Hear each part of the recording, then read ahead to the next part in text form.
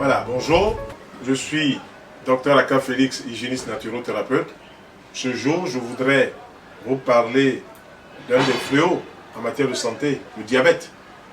Le diabète, il y a deux sortes de diabète. Il y a le diabète sucré, ce qu'on appelle le diabète métabolique, et puis il y a le diabète insipide, donc on pourrait dire diabète non sucré. On retrouve à peu près les mêmes signes, mais c'est un problème inversé. Alors, pour le diabète sucré, le diabète métabolique, évidemment, c'est de cela qu'on parle dans tous les hôpitaux, c'est de cela qu'on parle dans toutes les conférences où les gens viennent parler de métabolisme, parlent de diabète. Ce que moi je voudrais partager ici, c'est comment moi je fais pour aider les diabétiques. Lorsque le diabétique va à l'hôpital, va dans une clinique et qu'il constate qu'il fait beaucoup pipi, le praticien là-bas est habilité à faire toutes les analyses qu'il faut. Il va contrôler la glycémie. La glycémie, c'est la quantité de sucre dans le sang, de glucose dans le sang. Si la normale des références internationales habituelles, c'est quoi? 0,60 g par litre jusqu'à 1,10 g par litre. Si vous êtes à 1, vous êtes dans les normes. Si vous êtes à 0,70, vous êtes dans les normes. On donne des valeurs référentielles. Et si vous êtes dans ces normes-là et que vous avez d'autres problèmes, en tant qu'homme, en ce moment-là, il faudrait, si vous avez passé 50 ans, il faudrait voir peut-être l'andrologue qui va s'occuper de savoir s'il y a des problèmes au niveau de la prostate ou bien au niveau du fonctionnement de la vessie et tout ça. Néanmoins, dès que cela est fait, qu'on vous dit que vous êtes diabétique ou bien disons que votre glycémie a dépassé 1,10, 1,30, 1,40, tout ça, vous avez commencé à entrer dans le diabète. Nous, qu'est-ce que nous proposons? Nous proposons une hygiène alimentaire pour renforcer l'organisme. Le pancréas, c'est une glande qui fonctionne en interne comme en externe. On dit que c'est une glande endocrine et puis exocrine.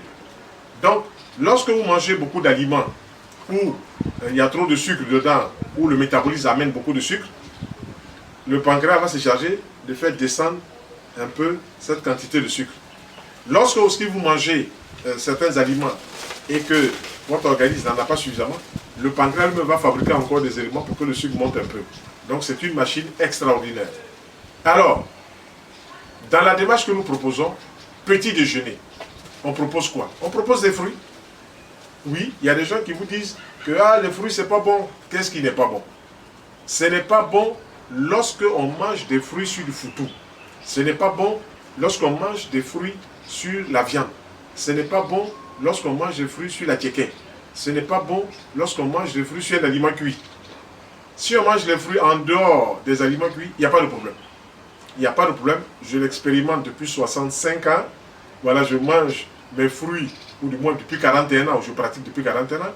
Je mange mes fruits. Je ne mange pas mes fruits sur des aliments cuits. Mes fruits ne doivent pas être considérés comme des desserts. Voilà, ça ne dessert rien du tout. De toutes les façons, ça ne dessert rien du tout. Il faut plutôt voir les fruits comme des aliments au même titre que les autres.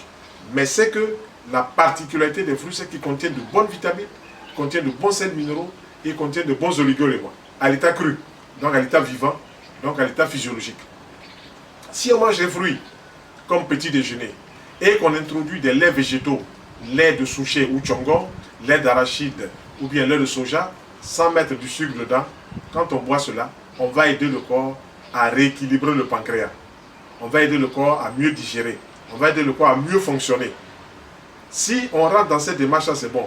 Mais si on reste dans la démarche classique qui nous a amené à ce diabète-là, par exemple le matin, café au lait, pain, beurre, sucre, ou bien à tchéké, poisson, on ne met même pas d'oignon dessus, même pas de légumes, ou bien on va prendre des galettes Bofloto avec une bouillie, ça, c'est sûr qu'on peut préparer le terrain pour un diabète. Donc nous, notre approche, c'est de manger, pour les diabétiques, de manger des fruits mûrs, variés, au choix et à volonté. Il y a des gens qui ont fait des expériences dans certains hôpitaux ici à Abidjan, sur les diabétiques à qui on a fait manger des fruits, et rien que des fruits et des légumes, et leur taux de sucre a descendu.